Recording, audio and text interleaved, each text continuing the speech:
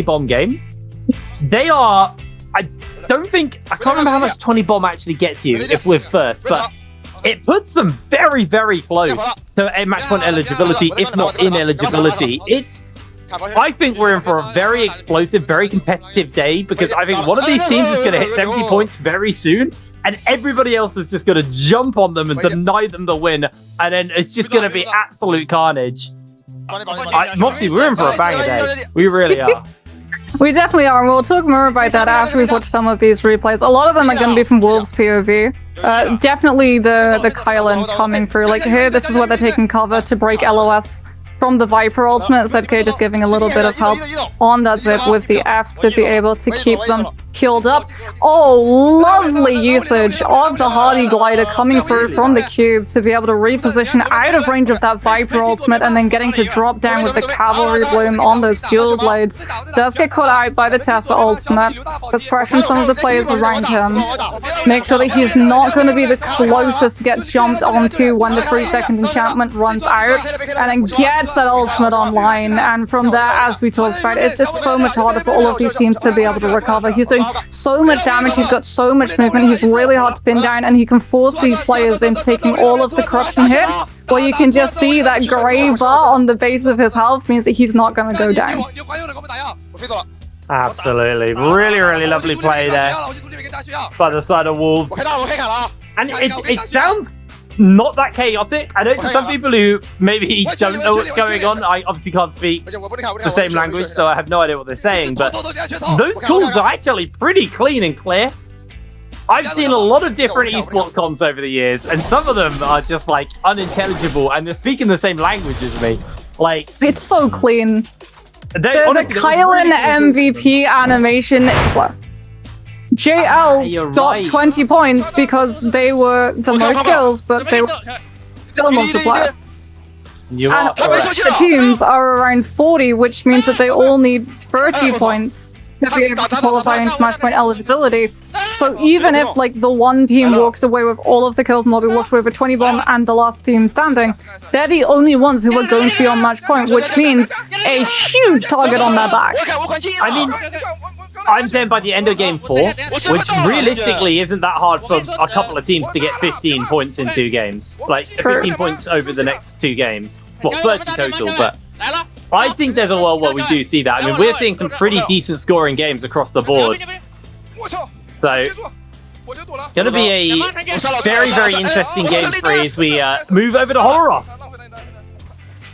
Oh, this was such a clean realm of Yang fight from TXJ. So nice. Just being able to utilize the fact that when you have the Hardy, the Kylan, and the Z-Ping, we've seen a couple of teams try a couple of different lines of being able to deal with this composition inside Realm of Yang. The first week, it felt like everyone was trying to put pressure on the Zip to force all of the abilities from both the Hardy and the Kylan to peel for the Zip, and then Zip would just evaporate under any form of scrutiny, especially if it had Fire Tick attached to it. Now it feels like a lot of these teams are turning towards the Kylan, and the Kylan is just understanding that the first half of your ultimate is more about kiting and living so that your Hardy can just get his ultimate off entirely uncontested. Absolutely. Well, just really, really nicely managed as a team. And again, clean calls. Very, very clean calls. In he glides, though, with the MVP for our second game of the day. Next team will be able to win, if that makes sense. I think we've got 2 games where the points getting to 70 will hit about game 5, I think, for most of these teams. And then we'll probably see 2 or 3 teams come through in game 6. And that's where there's a potential for another team to have match point eligibility. So Wolves have more than one life, is what I'm saying. This isn't their one chance. If they lose here on Padoria, I don't think it's completely done. It's just very much for them about their mental going forwards, because they are, and I know a lot of the teams, a lot of the players in this league, they do struggle with this. I think they get in their head a little bit, and you know, when it's going good, you see with Wolves, they are in their head, but in a good way. They were in the zone, they were locked in this game. Absolutely killer game. That staff was doing so much work as well. They were just battering people into the zone, letting the Takeda finish them up. Really, really clean stuff. Yeah, there also wasn't like that many Kylans that they run into with the ability to utilize that F1 and stop Merciless Havoc when Shem was trying to charge it up. I think they run into like 2. Both Kylans had to immediately burn the F1. We even saw it from, it was like FX or ASE. They had to just sacrifice, it was ASE, they had to sacrifice one of their players. Just understanding, I press F1, my purpose of existence right now is I press F1 to cancel Merciless Havoc so that my team might be able to recover. So it was the perfect storm for Wolves. They were on the perfect composition. They had the perfect sword age setup, and they got the perfect end game. I think also, you know, a lot of people have used their Colin by this game as well, so this felt like a very well thought out plan from Wolves. They kind of had the prediction, but people were going to burn, you know, the Colin comps early in the day. They'll save the Sand Siphon and bring it out for this game 3. I don't think they predicted it to go as well as it did, but it did. Really, really clean stuff from them, and we're getting the full experience with the ending of the game. This is just one very long replay of how Wolves took the win at the end. The celebration. It's gonna be the Takeda walking away with the MVP. Pure and shoving his way onto that stage. We'll have a look at every enemy.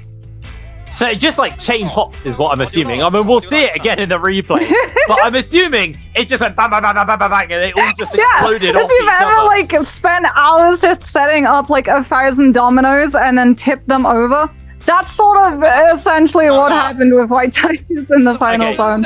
As we can have a look back and see how exactly Wolves were able to stick the landing, because it was a rough landing. And then they were able to recover. They had Yang depletion. This is the fight where they went up against teams that were just... It was so close. Like you said, they had less than a minute. Here's the Spirit Well investment with that Kylan ultimate, just refusing to give the ground. Coming on through.